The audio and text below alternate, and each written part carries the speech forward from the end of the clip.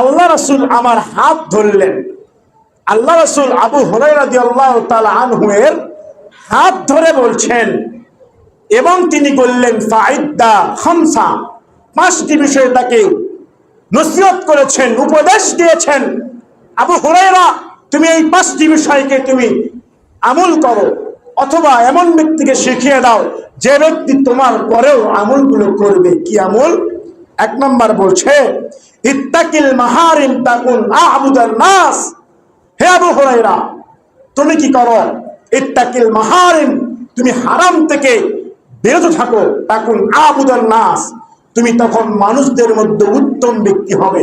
তাহলে আল্লাহ রাসূল জানিয়ে দিচ্ছে দুনিয়া বিমুখ হওয়ার জন্য আপনাকে এক নম্বর যেই কাজ করতে হবে, ইত্তাকিল মাহারিম, হারাম বর্জন করতে হবে। দেখুন আপনার পরিবারের আশেপাশে, আপনার মহল্লায় খোঁজ নিয়ে দেখবেন কয়জন ব্যক্তি হারাম পরিহার করেছে। সে সুদের সঙ্গে লিপ্ত, ঘুষের সঙ্গে লিপ্ত, অর্থ আত্মসাতের সঙ্গে যুক্ত, এবং তারা অর্থ পাচারের সঙ্গে যুক্ত, মানুষের উপর জুলুমের সঙ্গে যুক্ত। যদি এরকম ব্যক্তি হয় তাহলে তো সে দুনিয়া থেকে রেহাই পাবে না, দুনিয়াতে গ্রাস করে নেবে। রাসূল সাল্লাল্লাহু আলাইহি সাল্লাম বলছেন, যে ব্যক্তি দুনিয়াকে তার জন্য ভালো মতো চায়, আল্লাহ তাকে দুনিয়াতে দুনিয়ার চিন্তা ভাবনাগুলো তার ভিতরে উপস্থাপন করে দেয়। আর যে ব্যক্তি মান হাম্মাহু ফিল আখিরাহ, যে ব্যক্তি আখিরাত নিয়ে চিন্তা করে, আখিরাতকে চিন্তা ভাবনা করে, আল্লাহ তাকে আখিরাতের পথগুলো সহজ করে দেয়। সুবহানাল্লাহ। তো এবার দুই নাম্বার যে পয়েন্টটা হচ্ছে যে বিমা কসামাল্লাহু লাকা তাকুন আগনান নাস।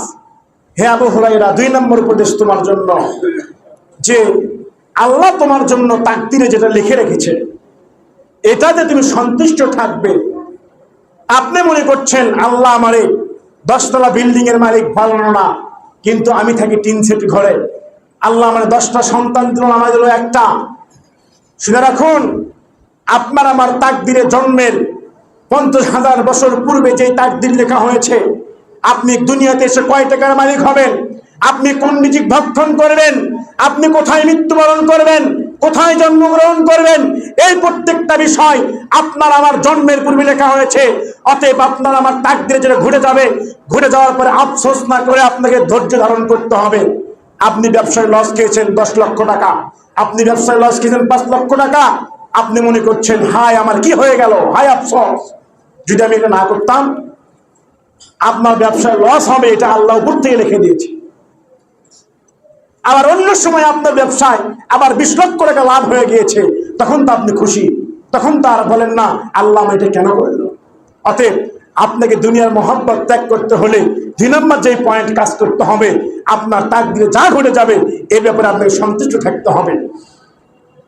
এরপর 3 নম্বর বলছেন ওয়াহসিন ইলা যালিকা তাকুন মুমিনান। এই বিষয়টি অত্যন্ত গুরুত্বপূর্ণ বিষয়, যেটার সঙ্গে আমরা প্রায় এই বিষয়গুলো ভুলতেই চলে গিয়েছি। আর ঢাকার শহরে তো অবস্থা অন্যরকম, একবারের মানুষ অন্য বাড়ির মানুষকে চেনে না। ওয়াহসিন ইলা যালিকা তাকুন মুমিনান, অর্থাৎ আপনার আমার প্রতিবেশী যারা আপনার আমার বাড়ির পাশে বসবাস করে, আত্মীয় স্বজন রয়েছে, তাদের সঙ্গে সুন্দর ব্যবহার, ভালো ব্যবহার করতে বলেছেন।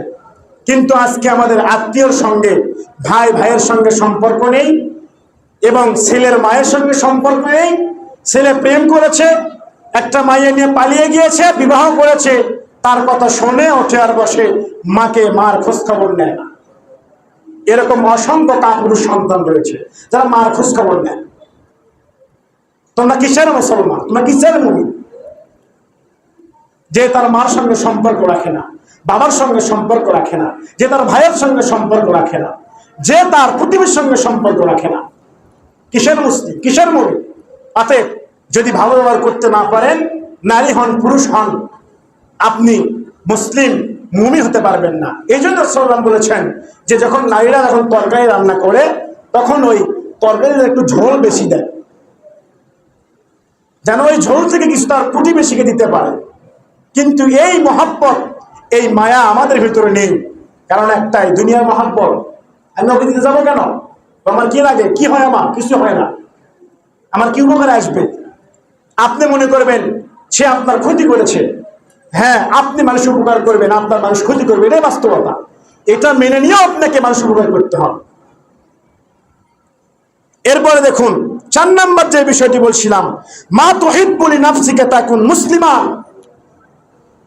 আপনি নিজের জন্য যা পছন্দ করেন তা অপর ভাইয়ের জন্য আপনি পছন্দ করবেন, তাহলে আপনি মুসলিম হবেন। অর্থাৎ আপনি যদি পছন্দ করেন আপনার জন্য ইলিশ মাছ, তা আপনার ভাইয়ের জন্য আপনি যদি পাঙ্গাস মাছ পছন্দ করেন, তাহলে তো হবে না। আপনার জন্য যদি পছন্দ করেন একটা ভালো বাড়িতে থাকা, তো আপনার যে ভাই রয়েছে, অধীনস্থ রয়েছে, তাকেও তো একটা এরকম একটা বিষয় রাখা দরকার। এটা ইসলাম শিক্ষা দেয়। যখন আপনি মনে করবেন সে তো আমার থেকে অনেক অর্থের দিকে কম, আমি তাকে কি করব? আপনার যে অর্থ থাকে আপনি তাকে, আপনার ভাইকে সহায়তা করবেন। এটাই হচ্ছে ইসলামের শিক্ষা। এরপরে আর একটা গুরুত্বপূর্ণ একটি বিষয়, যে ওয়ালা তুকসিরুল যিহক ফাইন্না তুমিতুল কলব, যে তোমরা বেশি বেশি হাসবে না।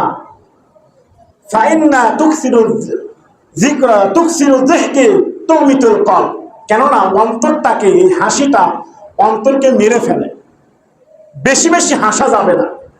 বেশি বেশি হাসলে আপনার অন্তর নষ্ট হয়ে যাবে, মৃত্যুবরণ করবে। আপনার কলব এটা কি করবে না, কাজ করবে না।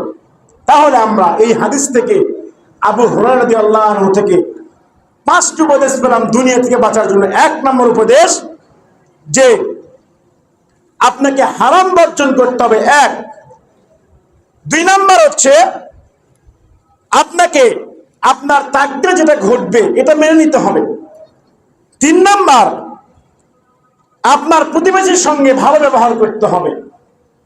4 নম্বর বিষয়টি হচ্ছে আপনি যে নিজের জন্য পছন্দ করবেন, অপর ভাইয়ের জন্য, প্রতিবেশীর জন্য, ওটাই আপনাকে পছন্দ করতে হবে। এবং 5 নম্বর যে বিষয়টি, আপনাকে বেশি হাসা যাবে না। রাসূল সাল্লাল্লাহু আলাইহি ওয়াসাল্লাম এই প্রেক্ষিতে একটা হাদিস বলেছেন, লা তা'লামু মা আ'লামু লা দাহিকতুম কলিলা ওয়া লা বাকাইতুম কাসীরা। হে আমার উম্মত, তোমরা যদি জানতে, বুঝতে, আমি যা জানি, যা বুঝি, তাহলে তোমরা কম কম হাসতে, বেশি বেশি কাঁদতে।